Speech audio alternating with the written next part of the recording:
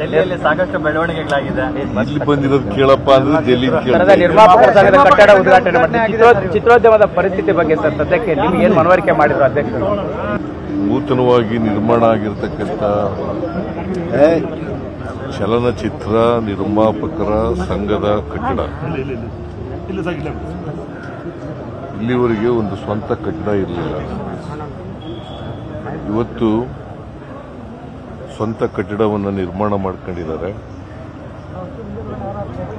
ಆ ಸ್ವಂತ ಕಟ್ಟಡದ ಉದ್ಘಾಟನೆಯನ್ನ ನಾನೇ ಮಾಡಬೇಕು ಅಂತೇಳಿ ಈಗಿನ ಅಧ್ಯಕ್ಷರಾದಂಥ ಉಮೇಶ್ ಬಣ್ಕಾರ್ ಅವರು, ಗೋವಿಂದು ಅವರು,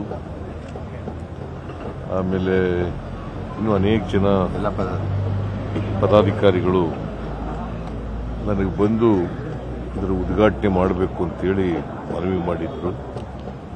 ನಾನು ನಿನ್ನೆ ಡೆಲ್ಲಿನಲ್ಲಿದ್ದೆ. ಪ್ರೈಮ್ ಮಿನಿಸ್ಟರ್ ನನಗೆ ರಾತ್ರಿ 8 ಗಂಟೆಗೆ ಅಪಾಯಿಂಟ್ಮೆಂಟ್ ಕೊಟ್ಬಿಟ್ಟಿದ್ದೆ. ಆದರೂ ಅದು ಮುಗಿಸಿ ರಾತ್ರಿ ನಾನು 12:30 1 ಗಂಟೆಗೆ ಬಂದೆ. ಈ ಕಾರ್ಯಕ್ರಮಕ್ಕೋಸ್ಕರ ಇವತ್ತು ಬರೋದಿತ್ತು ಡೆಲ್ಲಿಯಿಂದ. ಆದರೆ ಈ ಕಾರ್ಯಕ್ರಮಕ್ಕೆ ಅಟೆಂಡ್ ಮಾಡಲೇಬೇಕು ಅಂತೇಳಿ, ಇದು ಉದ್ಘಾಟನಾ ಕಾರ್ಯಕ್ರಮ, ತಪ್ಪಿಸ್ಕೋಬಾರದು ಅಂತೇಳಿ ಇವತ್ತು ಇಲ್ಲಿ ಬಂದು ಈ ಹೊಸ ಕಟ್ಟಡವನ್ನು ಉದ್ಘಾಟನೆ ಮಾಡಿದ್ದೇವೆ. 1982ರಿಂದ ಕನ್ನಡ ಚಲನಚಿತ್ರ ನಿರ್ಮಾಪಕರ ಸಂಘದವರು ಅನೇಕ ಚಟುವಟಿಕೆಗಳಲ್ಲಿ ಭಾಗವಹಿಸಿ ಇವತ್ತು ಬಹಳ ಕಷ್ಟದ ದಿನಗಳಿದ್ರೂ ಕೂಡ ಚಲನಚಿತ್ರ ನಿರ್ಮಾಣಗಳನ್ನು ಮಾಡ್ತಾ ಇದ್ದಾರೆ. ನಾನು ಎಲ್ಲ ನಿರ್ಮಾಪಕರಿಗೆ ಈ ಸಂದರ್ಭದಲ್ಲಿ ಧನ್ಯವಾದಗಳನ್ನು ಹೇಳ್ತಾ ಇದ್ದೇನೆ.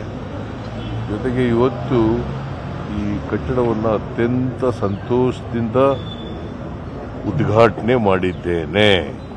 ಸರ್, ಈಗ ಸಬ್ಸಿಡಿ ಮತ್ತೆ ಥಿಯೇಟರ್ ಸಮಸ್ಯೆ ಅದೆಲ್ಲದ್ರ ಬಗ್ಗೆ ನಿಮ್ಮ ಹತ್ರ ಮಾತಾಡ್ತೀವಿ ಅನ್ನೋಂಥ ಮನವರಿಕೆ ಮಾಡಿ ನಾನು ಕನ್ನಡ ಚಲನಚಿತ್ರಗಳ ಬೆಳವಣಿಗೆಗೆ ನಮ್ಮ ಸರ್ಕಾರ ಎಲ್ಲ ರೀತಿಯ ಸಹಾಯವನ್ನು ಮಾಡ್ತಾ ಇದ್ದೀವಿ, ಮಾಡ್ತೀವಿ. ಇವತ್ತಿಂದಲ್ಲ, ಬಹಳ ದಿನಗಳಿಂದ ಮಾಡ್ಕೊಬರ್ತೀನಿ, ಈಗಲೂ ಮಾಡ್ತೀನಿ, ಮುಂದೇನೂ ಮಾಡ್ತೀನಿ. 90 ವರ್ಷಗಳ ಇತಿಹಾಸ ಇರತಕ್ಕಂಥ ಕನ್ನಡ ಚಿತ್ರರಂಗಕ್ಕೆ ಸುಮಾರು 90 ವರ್ಷಗಳಿಂದಾನು ಇಲ್ಲಿವರೆಗೂ ಒಂದು ಖಾಸಗಿ ಕಟ್ಟಡದಲ್ಲಿದ್ದರು. ಈಗ ಸ್ವಂತ ಕಟ್ಟಡವನ್ನ ಮಾಡ್ಕೊಂಡಿದ್ದಾರೆ.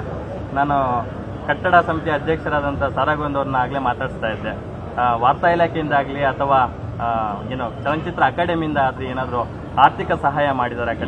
ಆರ್ಥಿಕ ಸಹಾಯ ಕೇಳೇ ಇರಲಿಲ್ಲ, ಅವರೇ ಮಾಡ್ಕೊಂಡಿದ್ದಾರೆ. ಈಗ ಮುಂದೆ ಕೇಳಬಹುದು, ಬಟ್ ಸರ್ಕಾರದಿಂದ ಸಹಾಯ ಮಾಡೇ ಮಾಡ್ತೀವಿ. ಗೋವಿಂದ್ ಹೇಳಿದ್ದಾರೆ, ಬಟ್ ಇದಕ್ಕಿಂತ ಮುಂಚಿತವಾಗಿ ಕೊಡಿ ಅಂತ ಕೇಳಿರಲಿಲ್ಲ. ಕೇಳಿದ್ರು ಆರ್ಥಿಕ ಸಹಾಯ ಮಾಡಿ ಅಂತ, ಬಟ್ ಸರ್ಕಾರದಿಂದ ಆರ್ಥಿಕ ಸಹಾಯ ಮಾಡೇ ಮಾಡ್ತೀವಿ.